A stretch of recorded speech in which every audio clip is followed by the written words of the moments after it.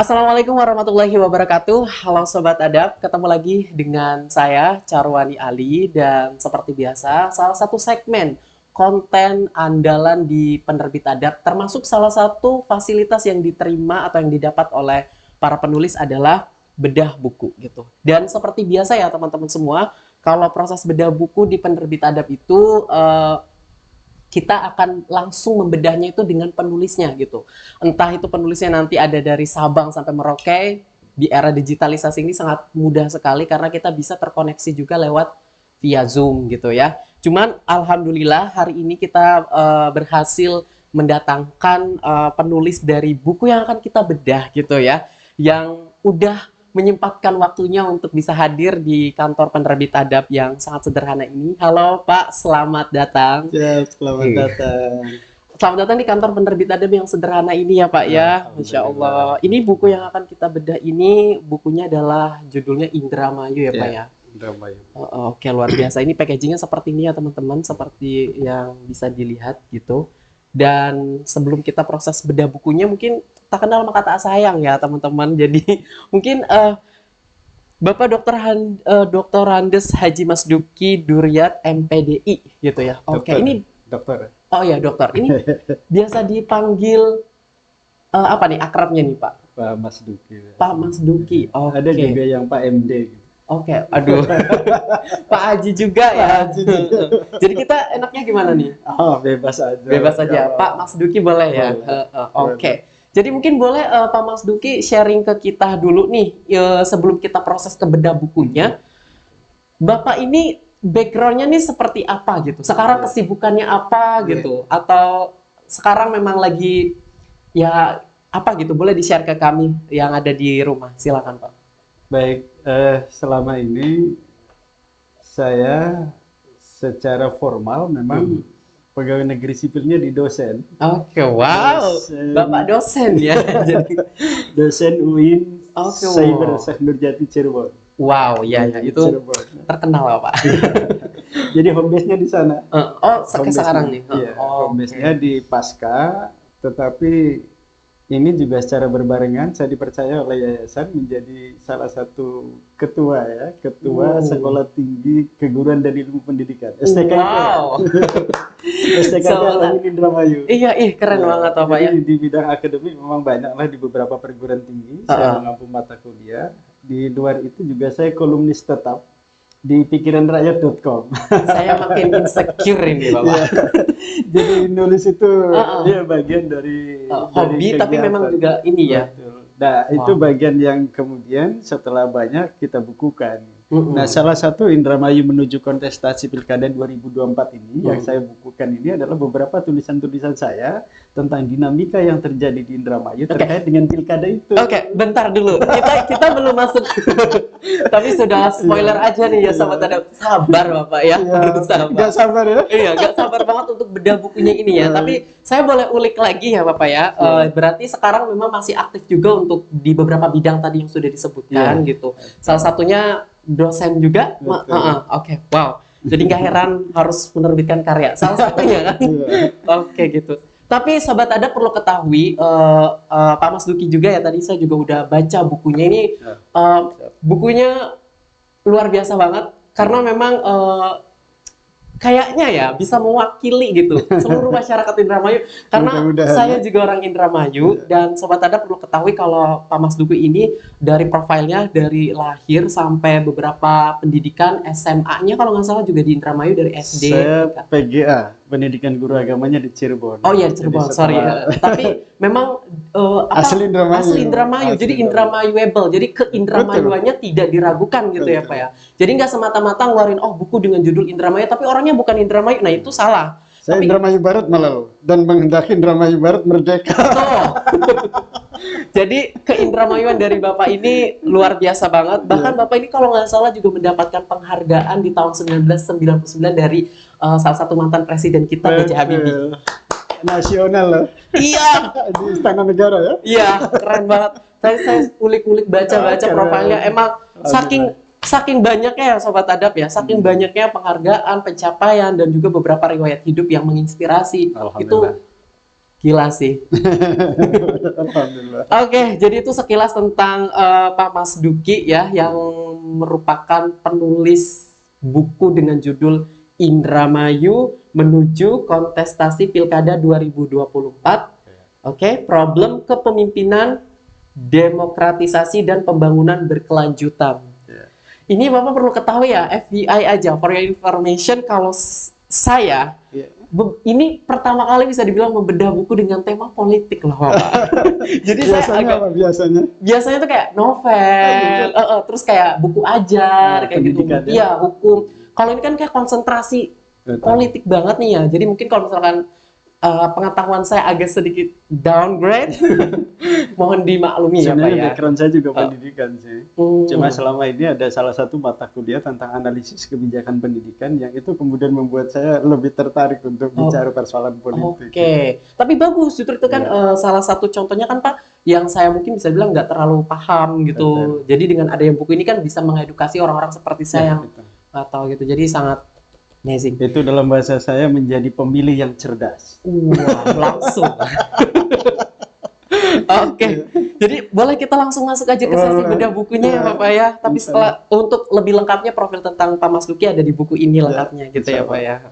Oke, untuk pertanyaan yang pertama kita langsung mulai aja ya Pak Mas Duki ya. Kita langsung todong aja nih dari tadi ya teman-teman. Kenapa sih Pak Mas Duki ini menulis buku ini? Kenapa nggak menulis buku yang lain? Buku genre banyak kan ya? Pengalaman dari Bapak juga banyak. Oke, itu bahkan bisa dibukukan nggak kehitung gitu. Tapi kenapa pada akhirnya nulis buku ini gitu? Genrenya politik lagi. Boleh dijelaskan? Bagus pertanyaan. Saya ini lahir dan besar, bahkan kalau berkeinginan saya ingin meninggal di Indramayu. Nah, artinya saya punya tanggung jawab betul untuk bagaimana Indramayu ke depan lebih maju, lebih hebat lagi. Problemnya sekarang, seperti yang ada di buku itu, walaupun ini belum dipertanyakan, Indramayu menjadi salah satu wilayah termiskin di Jawa Barat. It's a fact. Nah, itu padahal sumber daya alamnya, apa sih yang kurang dari Indramayu? Betul. Lautnya luar biasa, sawahnya banyak, punya gunung, lengkap sekali Indramayu ini. Dalam bahasa saya di buku itu, ini kan hanya karena persoalan salah urus aja dari seorang pemimpin yang mengurus Indramayu. Maka hati-hati untuk mengangkat Indramayu ini. Maka saya melalui buku ini punya tanggung jawab moral untuk bagaimana mengedukasi masyarakat supaya kemudian hati-hati untuk memilih pemimpin. Karena pemimpin itu segalanya loh, bisa menentukan apalah artinya segudang ilmu dibandingkan dengan segenggam kekuasaan. Wow, betul. Karena kekuasaan luar biasa itu ya Pak ya. Dengan tanda tangannya bisa merubah segalanya. Betul. Itu saya kira yang menjadi kenapa kemudian saya tertarik untuk bicara persoalan Indramayu di buku kali ini. Oke, wow. Tapi berarti ini, sorry nih apa ya? Berarti ini kan bukunya kan udah temanya seperti ini nih, politik, terus membahas kota tercinta kita Indramayu gitu. Saya juga orang Indramayu. Apakah ini juga emang salah satu wishlist Bapak sebelum menulis buku ini tuh kayak bentar lagi kan ada eventnya mau ini kan pemilihan gitu ya Pak ya. Apakah salah satu wishlist Bapak itu menerbitkan buku ini di dekat-dekat momentumnya gitu biar kena nih atau memang kayak sekedar sebenarnya enggak sih, asal saya pengen angkat ini cuman pas aja gitu terbit dan udah ininya berdekatan gitu, gimana? Seperti yang saya sampaikan tadi, ini bagian dari beberapa tulisan yang sudah saya terbitkan di beberapa mass media, media online juga. Cuma ketika ada momentum ini, lalu kemudian saya pilih-pilih beberapa tulisan yang relevan. Karena banyak juga saya bicarain Indramayu tulisannya.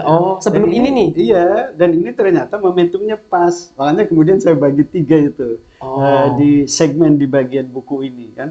Pertama tentang profil siapa yang akan maju di Pilkada 2024 di Indramayu ini. Lalu kemudian problem Indramayu 5 tahun ke belakang. Lalu kemudian yaitu yang ketiga, kita belajar banyak dari para pemimpin sebelumnya atau masalah-masalah yang muncul di Indramayu untuk bagaimana kita membuat pembangunan ini lebih berkelanjutan gitu. Tidak boleh dong kita menganggap pemimpin yang dulu jelek lalu kemudian kita tinggalkan sama sekali. Setuju.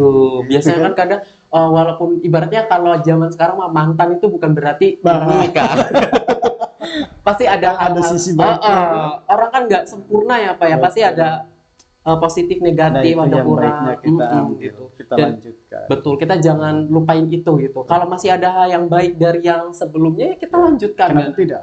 Karena itu juga berguna untuk masyarakat Indramayu juga Iya, gitu ya Pak ya. Oke, luar biasa banget ya. Jadi bahkan dari sinopsis dari di belakang bukunya ini udah kayak menggambarkan, ini bukunya dari yang saya tangkap, saya baca tuh kayak sangat mewakili sekali khususnya Indramayu. Tapi sebenarnya ini juga nggak cuma untuk Indramayu, maksudnya Betul. untuk wilayah lain juga yang Iya. punya permasalahan yang sama kan Betul. juga bisa masuk gitu. Karena ada juga hal yang bicara persoalan umum, bagaimana bupati itu yang memimpin dan pemilih yang cerdas. Itu saya kira Betul. kan tidak hanya untuk Indramayu. Betul. Bagaimana seorang bupati tidak hanya menjadi bupati yang kemudian tidak bisa berimprovisasi dari tupoksi yang ada gitu. Itu hanya jadi bupati, bukan jadi seorang pemimpin kalau seperti itu. Betul. Dan sekarang pemilih juga harus cerdas kan, tidak terjebak pada yang sekarang ini. Iya, misalnya kayak ada apa gitu ya Pak ya. Yang pragmatis. Branding yang seakan-akan kayak ini loh gini-gini gitu. Nah, itu kan penting untuk dibaca kan oleh kita Betul, semua betul. gitu. Kitanya karena kita berkontribusi juga untuk membawa kota kita gitu ya. Kita jangan ke negara deh, kota gitu ya Pak ya, untuk dalam memilih pemimpin, atau mungkin kalau lingkup keluarga juga mungkin kalau misalkan yang memilih pasangan atau misalkan laki-laki gitu jadi pemimpin kan itu juga berpengaruh gitu ya Pak ya untuk menentukannya. Ini problem kita di masyarakat kita ini saya kira terjebak pada pragmatis transaksional, itu yang jadi masalah. Ini yang kemudian kemarin saya tulisan terakhir tentang Dewa, Dedi Wahidi. Keraguan Dewa dan optimisme Rastawiguna itu, kenapa Dewa ragu? Ini saya masuk ya. Kenapa Dewa ragu? Karena survei internal dari PKB 79, sekian % masyarakat Indramayu memilih pemimpin itu masih transaksional, pragmatis gitu. Itu NPWP, nomor piro wani piro gitu. Benar-benar. Karena selain knowledge yang kurang ya Pak ya, tapi ya berpikirnya untuk hari ini. Misalnya jadi tukang beca, jangan baik kita mau jadi tukang beca. Padahal kalau jadi tukang beca kemudian jalannya nggak mulus, jalannya nggak bagus, itu kan masalah. Betul. Kebijakan untuk membangun berkelanjutan, jalan yang bagus itu kan kebijakan seorang pemimpin. Betul. Apa itu tidak berpengaruh pada profesi, mohon maaf ya, saya sebut tukang beca gitu. Iya. Contohnya gitu ya. Sekedar menyebut contoh. Tapi benar sih, memang maksudnya dari masyarakat yang ada ini, kalau kita di Indramayu memang itu hal yang bahkan tuh udah jadi rahasia umum gitu. Bahkan tadi wani pironya itu semakin tinggi itunya berarti ya itu gitu. Jadi karena mikirnya adalah hari itunya, bukan menentukan untuk 5 tahun ke depan. Waduh, padahal baru di awal ya Sobat Adab, tapi udah sangat luar biasa banget pembahasannya. Untuk pertanyaan yang kedua ya Pak ya, ini kan dari buku yang setebalnya seperti ini nih gitu. Kita dalam membuat suatu karya itu kan nggak mungkin kayak langsung terpikirkan, tercetus langsung itu langsung ditembak gitu. Ini idenya dari mana nih? Kok bisa sampai kayak sampai pada akhirnya kayak saya di judul buku Indramayu, saya mau ngangkat ini. Apakah lahir dari ini sendiri gitu, buat pikir saya mengalami dari kecil gitu kan, gini melihat kondisi, atau memang ada ide-ide yang disampaikan dari orang lain atau referensi lain yang dituangkan gitu, boleh Pak? Ide-ide, gagasan-gagasan itu kadang muncul kan dari kita ketemu dengan teman, ngobrol, diskusi. Nah pada saat itu saya langsung aja ambil laptop gitu di ruang kerja saya. Ketika sudah move on, saya bilang ke ibu, keluarnya jangan ganggu saya. Ketika sudah move on, karena yang sulit itu memulainya. Kalau sudah memulai, kemudian kita berhenti, susah lagi untuk nulis. Dan di situ kemudian saya terus untuk nulis, selesai, lalu kemudian saya publish, saya tulis. Nah, untuk yang bagian pertama di buku ini memang sangat khusus ya, karena terkait dengan beberapa kandidat, kemudian tokoh yang muncul, sehingga kemudian saya coba. Kadang saya kirim wawancara dengan beberapa tokoh. Tadi saya juga agak ngintip nih Pak, di sini ada tokoh yang cukup sangat familiar ini namanya. Terus kayak, oke. Nah itu bisa lewat obrolan, diskusi, bisa juga saya kirimkan beberapa wawancara untuk bahan untuk nulis saya di buku ini. Oh berarti ini idenya tuh kayak memang untuk, maksudnya nggak semata-mata ya udah dari situ, tapi memang harus terjun langsung ke interview juga. Betul. Untuk kumpulin ini. Saya kan tidak mau bicara asal berdasarkan gitu ya. persepsi ya, tetapi by data gitu. Jangan sampai kemudian saya mengatakan Pak A berkata tidak dibuktikan tidak gitu ya. dibuktikan dengan tulisan yang ada, dan itu hasil wawancara betul gitu. Oke, keren sih, luar biasa. Jadi ini Iya. effortnya nggak main-main ya Pak Iya. ya. Maksudnya dari buku yang bisa sampai pada akhirnya terbit ini gitu, nggak main-main ya Sobat Saya Adab. kan tidak tahu misalnya kenapa APBD 2023 di Indramayu sampai tidak disahkan oleh DPRD. Kan itu bukan wilayah saya, bukan Iya. ranah saya, dan saya nggak paham. Kenapa itu? Tapi kenapa saya bisa nulis itu? Ya saya wawancara dengan stakeholder Langsung yang pas di bidang yang berhubungannya itu betul, gitu. Ya. pemegang kebijakannya langsung malah ketua DPRD. Wow. Artinya tahu persis dia tahapan tentang Jadi nggak kenapa. asal ngarang gitu ya. Ada datanya Tidak teman-teman. asbun ya. Jadi bisa dipertanggungjawabkan ya. Iya. Sahih ya ibaratnya ya ini. Insya Allah sahih. Gitu. Wow, tapi memang ini salah satu tadi saya notice ini sih Pak. Maksudnya kita kan penerbitan ya. Terus Bapak tadi sempat bilang bahwa oh saya ketika udah ada ide terus dari wawancara ini langsung jangan ganggu saya dan saya fokus. Itu adalah jiwa yang sangat penulis banget. Betul. Wow.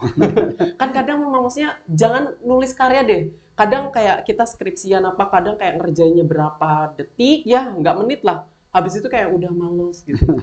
Itu tipsnya gimana sih Pak? Boleh share lah. Ini boleh ya sambil. Boleh. Saya kan ke teman-teman mahasiswa dua hal yang bisa dilakukan. Gimana? Kalau Anda kuliah sambil bekerja, tidak konsen hanya untuk kuliah, ada pekerjaan lain. Ketika menyelesaikan skripsi harus ada komitmen pada diri Anda. Oh, bilang nih. Ya, sehari paling tidak 5 lembar. Kalau belum selesai 5 lembar, jangan berhenti.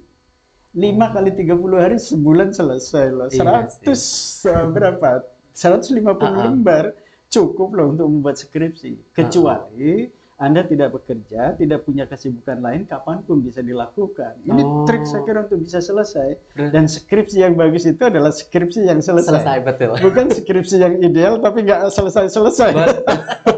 Kadang persepsi di mahasiswa ya kita sentil dulu nih ya. Kadang memang seperti itu. Cuman saya termasuk yang pernah gitu ya Pak ya. Kadang memang males banget, mager gitu loh. Kayak mencoba untuk produktif. Oh iya gini-gini. Tapi ternyata tuh kayak ya udah gitu, seenaknya, semaunya, semutnya saya. Padahal ternyata yang baik itu adalah ketika kita menargetkan schedule dan lihat kondisi kita, apakah kita juga kerja apa enggak gitu ya Pak ya. Oh, jadi pasti selesai loh. Pasti selesai. Berarti Sobat Adab itu praktekin ya tips dari Pak Musniki tadi. Di sela-sela bedah buku sangat bagus sekali ya. Oke, Sobat Adab, kita langsung lanjut lagi nih ya Pak ya di pertanyaan yang ketiga. Ini kita balik lagi ke bukunya. Oke, buku Indramayu ini yang sangat-sangat recommended banget untuk dibaca dan dimiliki. Pertanyaan yang ketiga, kenapa sih Bapak mengambil judul ini? Di buku itu kan tema politik banyak ya Pak ya. Kenapa nggak jangan salah memilih pemimpin atau apalah gitu yang mendramatisir. Terus kenapa langsung kayak ya udah Indramayu gitu. Terus ini kan ditambahin ini judul kecil ini. Apa karena alasannya Bapak saya orang Indramayu jadi saya fokuskan untuk ya udah ke Indramayu gitu atau gimana? Kemarin sebelum buku ini saya bicara tentang Jokowi loh. Oh ya, yang itu. Di penerbit Adab juga terbitannya. Betul. Dan itu banyak teman-teman yang respon tentang bagaimana politik Jokowi yang cawe-cawe, kemudian politisasi bansos, demokratisasi yang semakin menurun. Artinya secara nasional juga saya bicara tentang bagaimana konstelasi politik di Indonesia.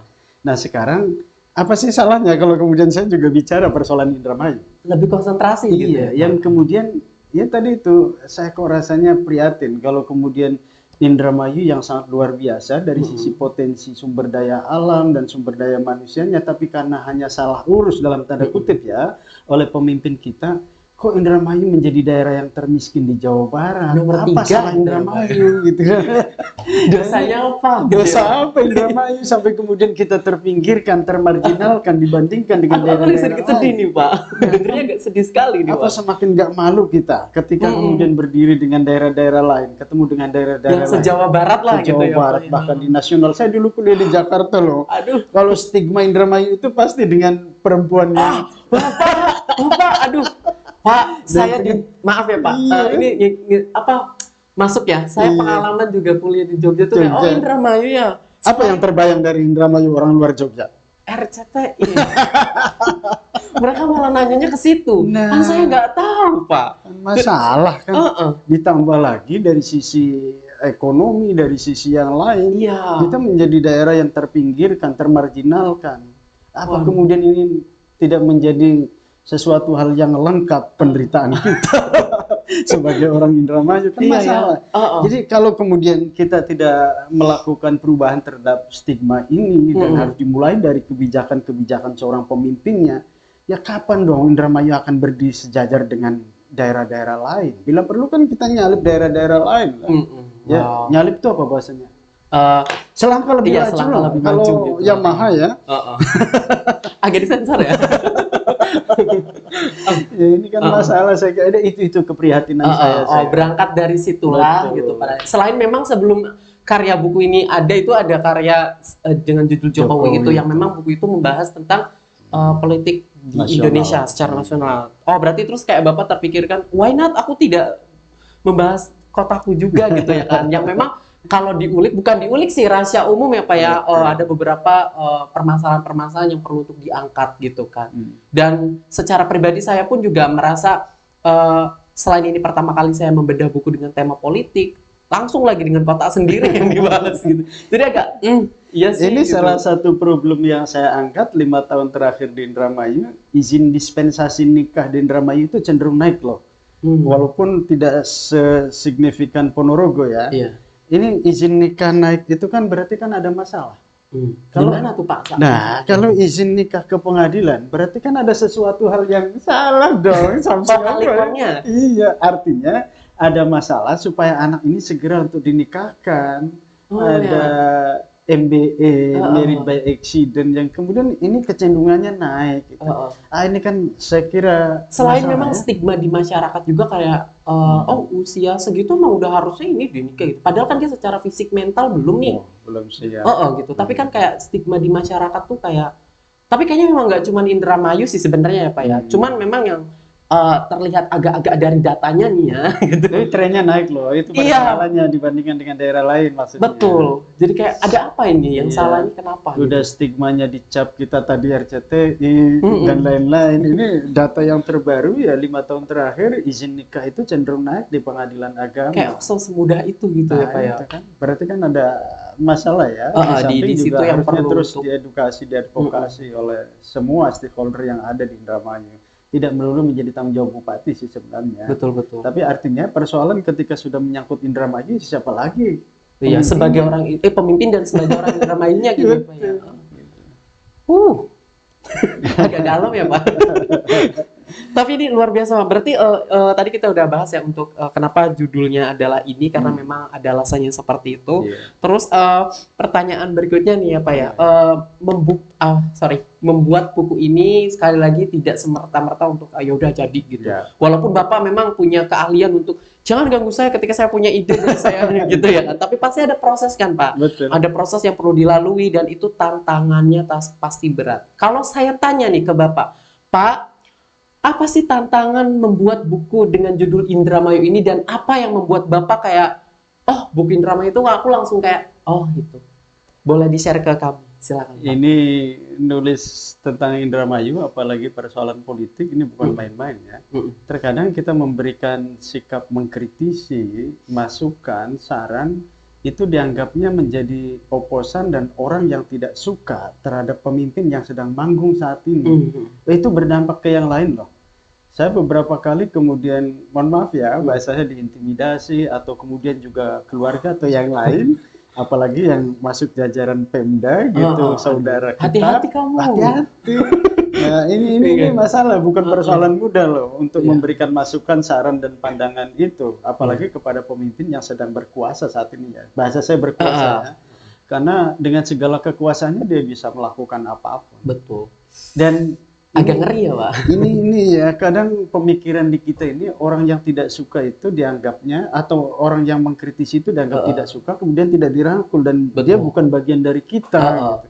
Padahal mengkritisi itu kan Untuk membangun, untuk perbaiki apa ada sih yang rasa salah gitu ya Pak. sense of belonging saya, ada rasa tanggung jawab Kepeduliannya saya, kepedulian gitu. saya untuk bagaimana daerah ini lebih maju gitu. Duh, kalau diam saja berarti kan saya setuju. Tidak peduli gitu ya Nah. Pak ya. Padahal kezaliman itu loh bisa berlangsung antara orang yang berbuat zalim dan orang yang dizaliminya diem masih. Itu. Itu bahaya. Iya, jadi kayak gimana ya gitu. Kayak maju kena mundur kena nih gitu. Buah si malakama. Jadi makanya saya mengambil sikap untuk memberanikan diri mengangkat ini di karya Bapak ini ya, supaya kemudian bisa menjadi bahan masukan kepada siapapun yang akan menjadi pemimpin di Indramayu, termasuk juga kepada rakyat Indramayu, masyarakat Indramayu yang akan memilih itu. Betul. Yaitu bahasa saya tadi itu menjadi pemilih yang cerdas. Betul. Karena berkontribusi untuk menentukan ke depan gitu ya Pak ya. Paling nggak 5 tahun ya. Oke, iya betul lah. Itu kan suatu hal yang setidaknya ya jangan selangkah dulu lah, minimal sejajar lah gitu ya kan Pak. Itu kan suatu pencapaian yang bagus gitu. Selama ini IPM kita kan terendah juga, ini bahaya, nggak pernah beranjak IPM kita. Maksudnya kan harapan lah Pak, maksudnya gitu. Oke, luar biasa. Berarti tantangannya itu tadi ya, selain dapat tekanan, intimidasi yang pernah Bapak dapat juga, bahkan dari orang terdekat ibaratnya gitu ya. Oke, jadi ini selain ibu saya catatan. Ibu saya sering ngomong, hati-hati nak, nulisnya hati-hati. Kalau bisa yang lain saja. Sampai diwanti-wanti ya Pak ya. Itu. Tapi ini bedanya ilmuwan dan cendekiawan itu. Kalau ilmuwan itu hanya berdasarkan riset sudah kan. Kalau cendekiawan itu enggak. Dia melakukan riset dan dia juga gelisah terhadap beberapa persoalan yang terjadi di sekelilingnya, termasuk di daerahnya. Saya tidak mengklaim bahwa saya seorang cendekiawan. Tapi seorang cendekiawan itu begitu. Dalam Quran itu inna fi khalqis samawati wal ardi waqtilafil laili wan nahari la ayatil liulil albab. Lalu kemudian alladzina yadhkurunallaha qiyaman wa qu'udan wa 'ala junubihim wa yatafakkaruna fi khalqis samawati wal ardi. Rabbana ma khalaqta hadza batila subhanaka faqina adzabannar. Aduh, Masya Allah. Nanti jangan lupa ditranslate ya. Itu sering ada di bawah. Wow. Artinya beda sekali seorang cendekiawan dengan ilmuwan itu berbeda. Dan saya ingin memposisikan diri sebagai seorang cendekiawan. Gelisah terhadap persoalan-persoalan yang dihadapi, tidak merasa tenang kalau ada masyarakat yang diintimidasi, tidak sejahtera, padahal dia harusnya bisa sejahtera gitu. Oh, tapi tetap maksudnya berarti Bapak menerima itu, dengan kegelisahan gini, sebenarnya kayak ada takut. Segala konsekuensinya akan saya tanggung. Tapi karena ada kepedulian itu yang pengen, enggak, ini nggak bisa, ini harus dibenerin, kita harus cari tahu nih masalahnya di mana gitu. Saya kan ironi aja. Di daerah menjadi lumbung padi nasional, tetapi kita termiskin di Jawa Barat ini kan ironi kan? Iya, jadi kayak ada sesuatu hal yang salah dan itu harus dibenahi. Bahkan itu secara, maksudnya dilihat dari umum ini juga udah nih kelihatan kok gitu ya Pak ya. Betul, itu datanya ada aja. Wow. Berarti karya buku ini sekali lagi harus dibaca karena struggling banget, dan penulisnya langsung yang bilang ya, karena prosesnya juga nggak main-main gitu ya. Oke, next question ya Pak ya. No question ini, buku ini kan dari tadi di awal nih, dari awal kan kita kalau dari genre ini tentang politik gitu. Terus juga di dalam buku ini juga kayak mengangkat beberapa permasalahan yang ada di Indramayu. Terus juga ada menyinggung soal sebenarnya kita juga tidak menyalahkan pemimpinnya, tapi kadang kitanya juga gitu kan, sebagai pemilih juga memang mengharuskan lebih cerdas untuk memilih gitu ya gitu. Cuman balik lagi nanti, yaitu kalau pemimpin yang salah, hati-hati loh, tanda tangan aja bisa berubah gitu, ya Pak ya. Tapi nih, yang di highlight banget nih menurut Bapak ya, kalau misalkan saya tanya nih ke Bapak, orang random lah gitu, Pak, saya mau baca buku ini nih gitu, tapi kira-kira di dalam buku ini apa sih yang menjadi gong topik pembahasannya? Biar saya mau baca nih gitu, boleh gimana? Biar sobat adab di rumah juga bisa nih Pak gitu. Silakan Pak. Iya, yang menjadi titik sentral saya di buku ini adalah bagaimana kita bisa tadi itu memilih pemimpin yang nama bagi saya tidak penting. Tetapi apakah nama itu memenuhi kriteria yang dalam bahasa Nabi itu disebutnya dengan faset ya.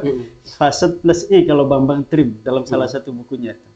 Apakah seorang pemimpin itu memiliki kriteria fatona, amanah, sidik, tabligh plus I kalau Bambang Trim itu istiqomah. Ya, jadi kalau sepanjang ini memenuhi persyaratan, saya kira dia layak untuk diangkat menjadi seorang pemimpin siapapun namanya ya. Jadi saya tidak menyebut satu persatu lah misalnya bahwa ini lebih layak, ini lebih layak. Tetapi apakah kemudian kriteria yang tadi saya sebutkan itu, fatona dia cerdas. Mengangkat pemimpin itu tidak boleh dong asal-asalan yang mohon maaf ya dari sisi pengetahuannya sama dengan rakyat, bahkan kemudian di bawah itu nanti ada tulisan saya dia berkuasa tapi sejatinya dia tidak berkuasa. Karena yang berkuasa adalah orang-orang yang ada di sekelilingnya. Jadi maaf kasarnya kayak yang wayang gitu ya Pak ya. Nah, itu kan yang hanya digerakkan aja kan oleh para pembisiknya. Aduh, saya agak takut sih tadi. Oke, boleh dilanjut lagi deh Bapak aja yang ngomong. Ya, yang kedua amanah. Ya, amanah gitu. Dapat itu dipercaya lah gitu. Ya, jelas lah dia juga tidak boleh menyembunyikan sesuatu yang sejatinya itu bukan hak dia. Betul. Ya. Agak sidik benar dan komitmen pada kebenaran gitu. Tidak hanya benar tapi dia juga komitmen dalam kebenaran. Tablik itu tidak hanya menyampaikan tapi juga transparan. Di situ kita butuhkan seorang pemimpin yang bisa aspiratif, bisa berdialog dengan masyarakatnya, menarasikan program-programnya sehingga dia tidak sendirian melakukan program itu. Tapi karena bisa dinarasikan, bisa berkomunikasi, bisa berdialog dengan masyarakatnya. Di situ Bung Karno itu kan tidak hanya bisa bicara gitu, tapi kan bisa menarasikan sehingga kemudian masyarakat terlibat aktif, merasa bertanggung jawab, gitu, dilibatkan. Nah itu persoalan, dilibatkan itu tablet ya. Ya lalu yang kemudian tentu yang tidak kalah pentingnya adalah istiqomah, ya ajak konsisten, jangan sampai pemimpin itu ini memang persoalan politik ya.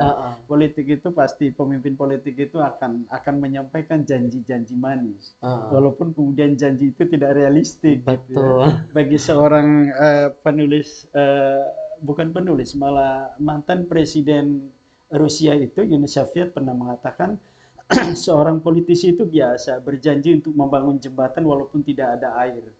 Garam itu tidak selamanya berasa asin. Waduh. Ya, jadi janji-janji manis surga yang kau janjikan tapi neraka. Saya akan ini Indramayu gitu. Betul, termasuk. Saya udah muak juga sih Pak jujur. Tapi ternyata kemudian tidak direalisasikan. Beberapa program unggulan sampai mau selesai ini tidak ada realisasi. Misalnya yang paling menonjol, saya banyak bertemu komunikasi dengan teman-teman guru honorer.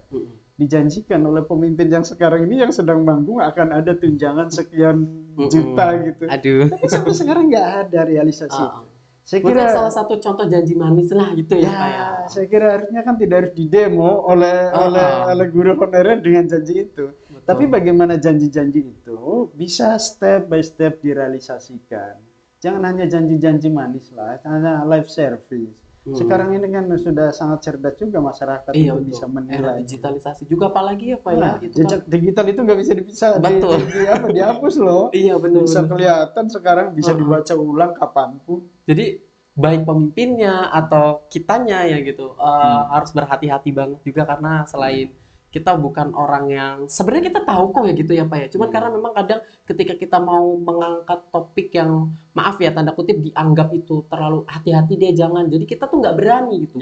Bahkan maaf ya Pak ya orang-orang seperti Bapak ini tuh maksudnya nggak semua orang berani gitu loh Pak dengan adanya kayak gitu tuh. Padahal sebenarnya maaf aja nih kita nih para ya misalnya Gen Z apa ya sebenarnya merasakan kok Pak kayak malunya kayak Indramayu kok miskin gitu. Dan harusnya lebih berani dari saya.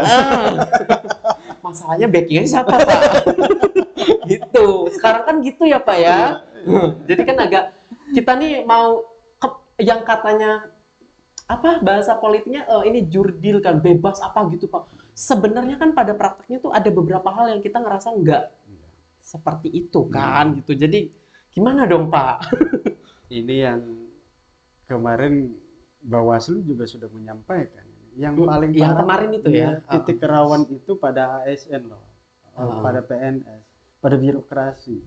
Ini seringkali dimanfaatkan oleh terutama incumbent ya yang sedang berkuasa untuk menggerakkan PNS, ASN ini untuk menjadi ladang suara mereka. Mesin birokrasi ini betul-betul harus jalan gitu.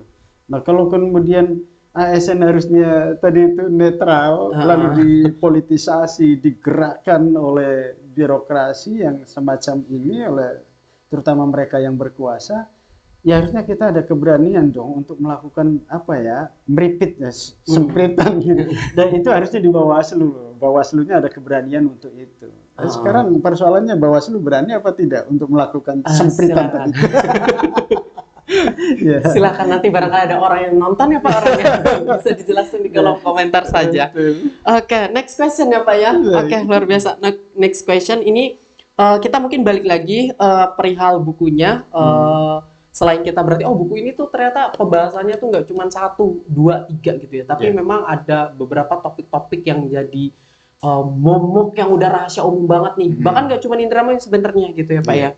Tapi ini nggak sih Pak, apa namanya, buku ini secara target segmentasinya Bapak tuh punya harapan kemana sih? Maksudnya biar sebenarnya saya pengen punya karya ini tuh biar nyampe ke itu aja deh gitu. Urusan yang lain mau beli juga ya udah alhamdulillah gitu. Tapi sebenarnya saya pengen buku ini tuh dibaca sama pelaku ini atau orang ini atau ini gitu. Ada nggak?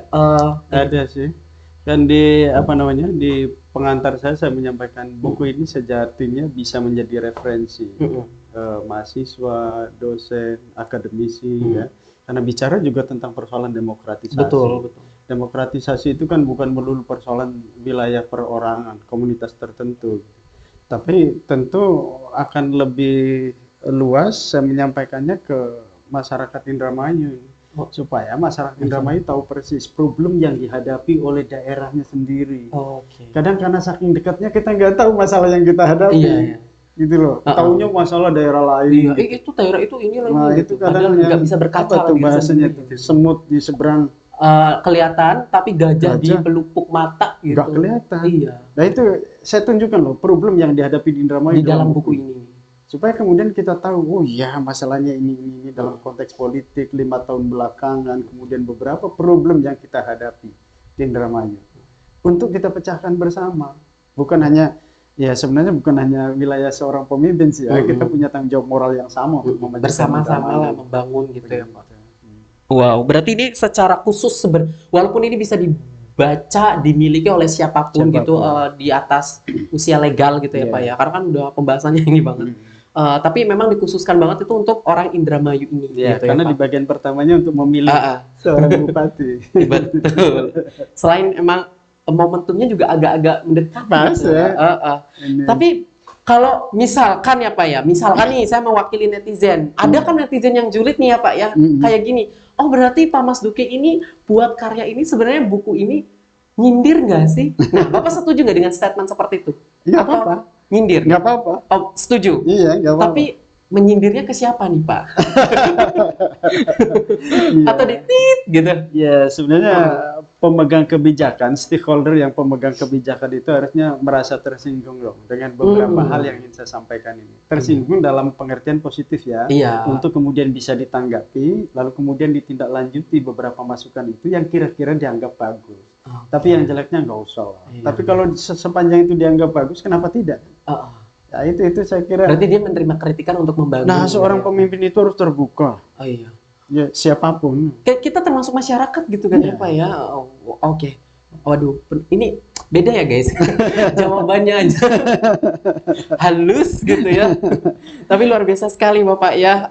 Ini kita udah nggak sadar udah ada di penghujung waktu. Mungkin ada 2 pertanyaan aja ya Pak yang terakhir. Ini pertanyaan yang pertama, harapan dari Bapak sendiri dari lubuk hati yang paling dalam. Selain tadi kita udah melihat ya proses untuk effortnya, struggle-nya, terus apa yang Bapak rasakan, prosesnya dapat tekanan ini itu. Bahkan mungkin saya kalau salah mohon maaf ya Pak, mungkin Bapak juga ada keraguan sebelumnya nggak sih, kayak jadi nggak ya saya nyelesain buku ini gitu. Pasti ada ya gitu. Nah itu harapan dari Bapak mengenai buku yang sudah terbit ini gitu ya dengan judul Indramayu ini apa sih gitu, boleh sampaikan ke buku ini saya tulis berpayah-payah ya dalam tanda kutip ya. Ya perlu durasi waktu yang cukup lama. Artinya bahwa kemudian ini menjadi sebuah karya, ini mudah-mudahan bisa dinikmati bersama oleh seluruh masyarakat Indramayu. Harapannya tadi berkali-kali saya sampaikan, jadilah pemilih yang cerdas. Pemilih yang bisa membaca program-program yang disampaikan oleh calon pemimpin kita. Siapapun itu. Ya, bukan terjebak pada gimmick. Wanipiro. Terjebak pada janji-janji palsu. Tetapi coba dilihat programnya. Setelah itu, misalnya ditakdirkan, qadarullah dia terpilih, kita kawal bersama. Sehingga kira-kira 5 tahun itu, program unggulan 100 harinya apa, nanti ke depannya selama 5 tahun apa, itu coba kita kawal bersama-sama.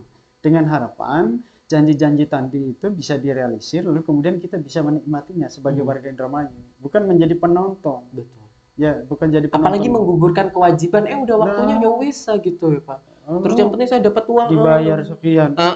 Kadang itu jadi suatu tradisi loh Pak. Oh, itu tragis di Indramayu itu. Sampai ada tulisan di depan pintunya itu. Apa kalau itu? saya nggak ada, taruh aja di bawah keset. Aduh. Ada Apanya 3 tuh, jiwa. Pak? 1 jiwa misalnya 100.000 berarti harus 300.000. Nah, ini kita 300.000 hanya untuk sehari. Kita penyesalannya 5 tahun. Betul. Sampai 5 tahun. Kalau kita salah memimpin, salah memilih pemimpin. Jadi hati-hati saya kira, dan buku ini saya kira bisa menjadi referensi dan edukasi juga untuk masyarakat Indramayu ya Pak ya, untuk bisa memilih pemimpin yang baik. Saya nanti akan baca ini Bapak. Ya. Sangat bermanfaat saya kira mungkin, insya Allah. Luar biasa. Ada lagi mungkin Pak? Ya saya kira itu. Oke, cukup luar biasa. Terima kasih ya Pak ya.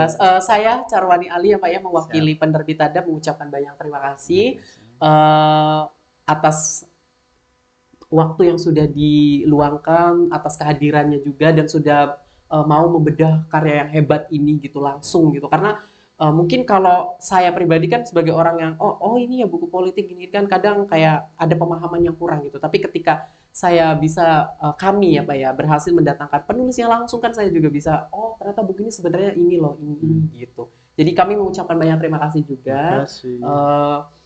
Di kantor yang sangat sederhana ini. Semoga kedepannya bisa terus bersilaturahmi gitu ya Pak ya. Oke. Ada lagi Pak yang perlu disampaikan? Baik, terima kasih. Mudah-mudahan ada menjadi penerbit yang bisa dibanggakan di Indramayu. Di Facebooknya juga udah kemana-mana. Saya pikir dia teman di Win Cyber juga saya lihat, loh kok ada.